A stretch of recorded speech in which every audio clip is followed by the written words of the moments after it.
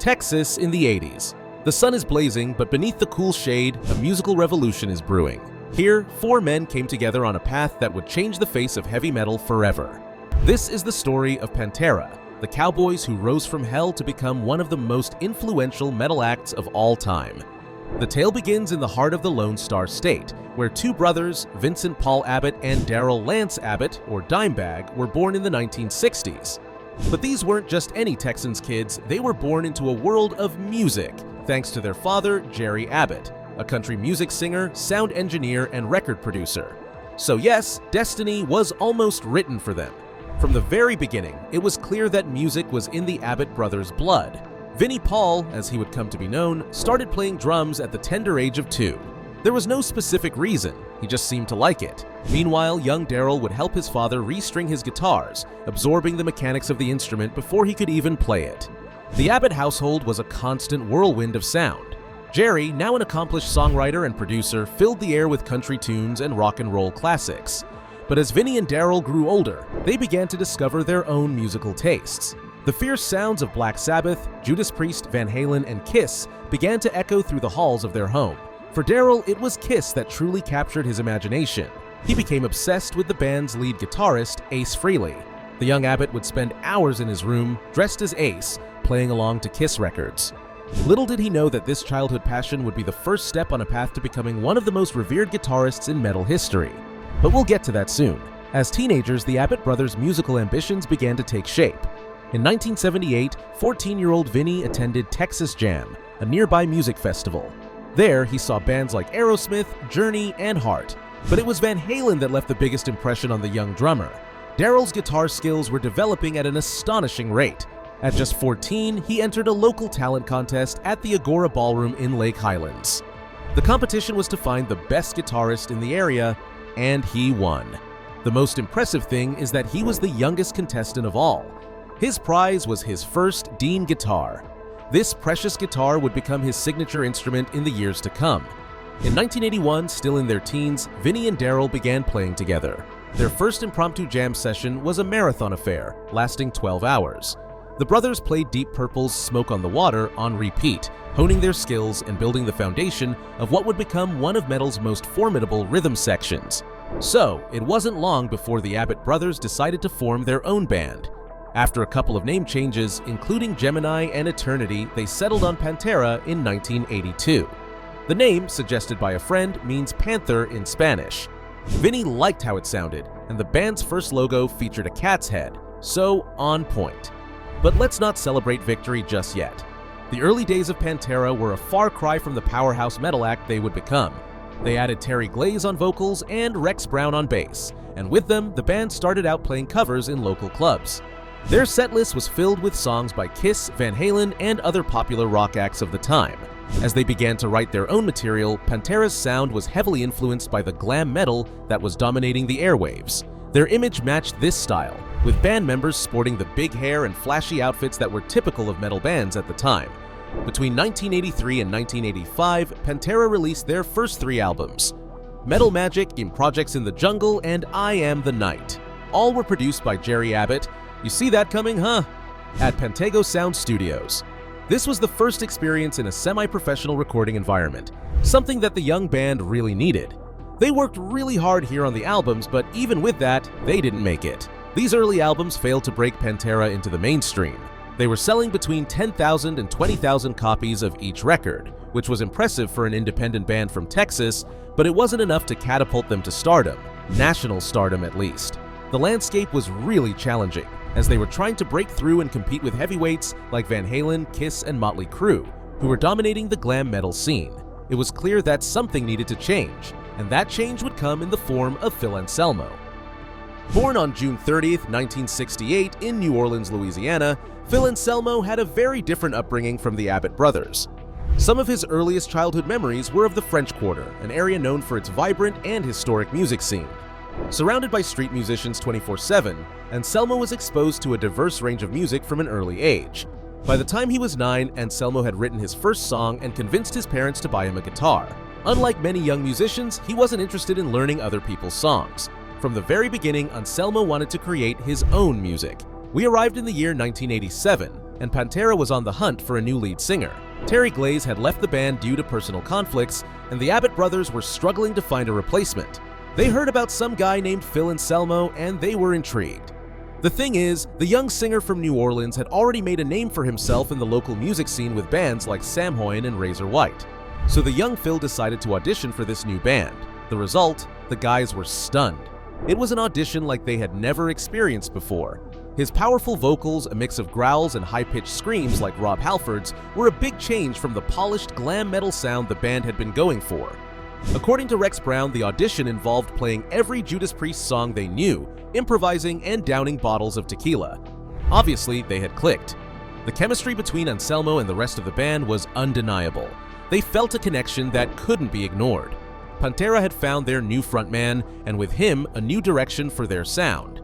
Now, this was a new era for them. It was the beginning of a dramatic transformation for Pantera.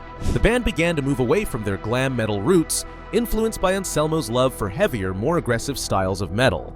The spandex and hairspray were gradually phased out, replaced by a grittier, more authentic image that matched their evolving sound. This transformation did not happen overnight, however. The band's next album, Power Metal, released in 1988, still bore traces of their glam metal past, but it also hinted at the heavier direction they were heading in.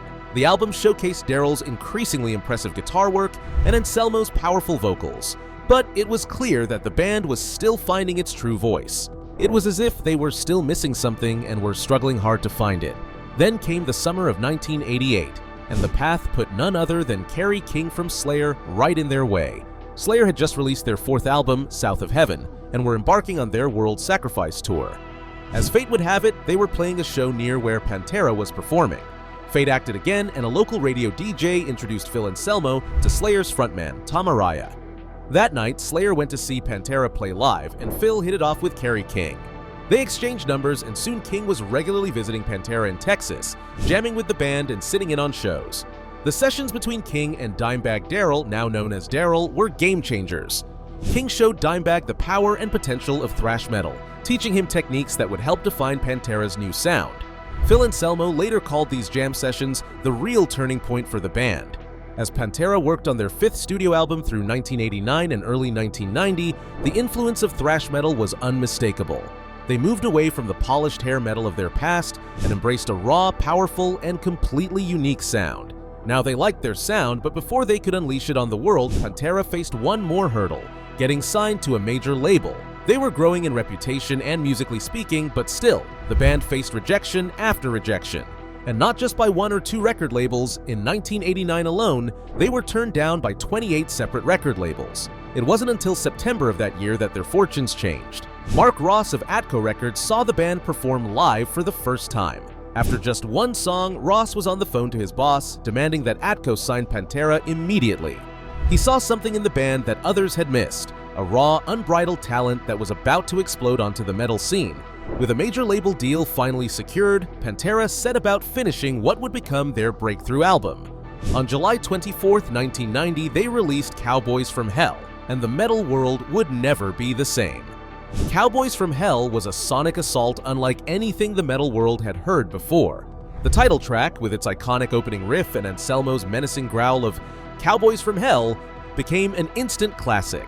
Songs like Psycho Holiday, Cemetery Gates, and Primal Concrete Sledge showcased the band's incredible musicianship and songwriting prowess. Dimebag's guitar work on the album was nothing short of revolutionary. His riffs were tight and precise, yet wild and unpredictable. He combined technical proficiency with a raw, emotional edge that set him apart from his peers. Vinny's drumming was a force of nature, driving the songs forward with relentless energy. Rex's bass provided the backbone, while Anselmo's vocals tied it all together with raw, unbridled power. The album introduced the world to a new style of metal, later dubbed groove metal. It was aggressive and powerful, yet rhythmic and, dare we say, groovy. It combined the technicality of thrash with a swagger and attitude all its own. Pantera had found their sound, and it was unlike anything else in the metal world. Finally, after years of work, the success of Cowboys from Hell catapulted Pantera into the big leagues. Suddenly, they were sharing stages with the likes of Judas Priest and Metallica, their initial inspiration. In 1991, they found themselves playing the Monsters of Rock Festival in Russia, performing in front of an estimated 500,000 people. For four guys from Texas, it was a dream come true. But with great success came great challenges as always. The band's touring schedule in the early 90s was relentless. They were constantly on the road, opening for other big acts before headlining their own tours. This grueling pace would take its toll, particularly on Anselmo. So in '93, he developed severe back pain, later diagnosed as degenerative disc disease. The pain was intense, exacerbated by years of energetic stage performances. To cope, Anselmo turned to painkillers, but this decision would lead to serious consequences for both him and the band. At this point, the band was showing two sides. On one hand, Pantera was releasing one amazing album after another. Vulgar Display of Power, released in 1992, further cemented their status as metal icons. Songs like Walk and Mouth for War became anthems for a generation of metal fans. The album's cover, featuring a man being punched in the face, became one of the most recognizable images in metal history. You see it now, and you know it's Pantera we're talking about. But there was also another side that was less visible to the public. Behind the scenes and offstage, tensions were eating away at the band from the inside. Anselmo's use of painkillers soon wasn't enough, and he turned to heroin.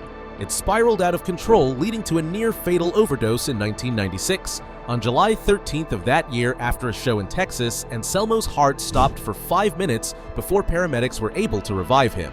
No one could understand what was happening. Everyone was terrified. Then it became clear. Anselmo was abusing drugs. None of them had known. The overdose marked a turning point for the band. While they continued to tour and record, the relationships between the members, particularly between Anselmo and the Abbott brothers, began to strain. Anselmo's behavior became increasingly erratic and unpredictable, both on and off stage. They didn't trust him. Despite being a bit fractured internally, Pantera continued to solidify in the top. They released The Great Southern Trendkill in 1996 and Reinventing the Steel in 2000. These albums showcased a band still at the control of their game musically, even as personal relationships were fraying behind the scenes. Eventually, everything reached an unsustainable point, and in September 2001, Anselmo announced that he wanted to take a break from touring and recording with Pantera to have time to recover. The Abbott brothers were supportive of him, understanding the toll that years of touring and substance abuse had taken on their singer. But this is where the story gets complicated. The Abbott brothers' support shattered into anger when, in 2002, they discovered that Anselmo was not only touring with his side project Down, but also releasing albums with both Down and another project, Superjoint Ritual. To Vinny and Dimebag, this felt like a betrayal. They saw it as Anselmo abandoning Pantera for his other projects. The final blow came in November 2003 when Dimebag Darrell publicly declared that Pantera was over. He and Vinny formed a new band, Damageplan, determined to move forward without Anselmo. It was the end of an era, but no one could have predicted the tragedy that was to come. On December 8, 2004, during a Damageplan show at the Alrosa Villa in Columbus, Ohio, a disturbed individual rushed the stage and shot Dimebag Darrell multiple times at point-blank range. The guitarist was declared dead at the scene. 4 others lost their lives that night, including Nathan Bray, a 23-year-old Pantera fan who had bravely tried to save Dimebag's life. The metal world was shocked. Dimebag Darrell, one of the most innovative and influential guitarists of his time, was gone. For Vinnie Paul, losing his brother was devastating. He never fully recovered from the tragedy and never made amends with Anselmo. In Vinnie's eyes, there could be no Pantera without Dimebag.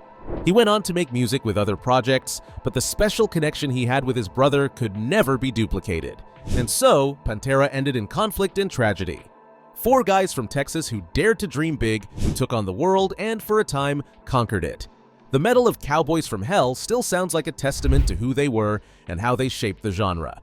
What's your favorite Pantera song? Leave it in the comments. If you enjoyed this video, give it a thumbs up, subscribe to the channel, and hit the notification bell. Thanks, and see you next time.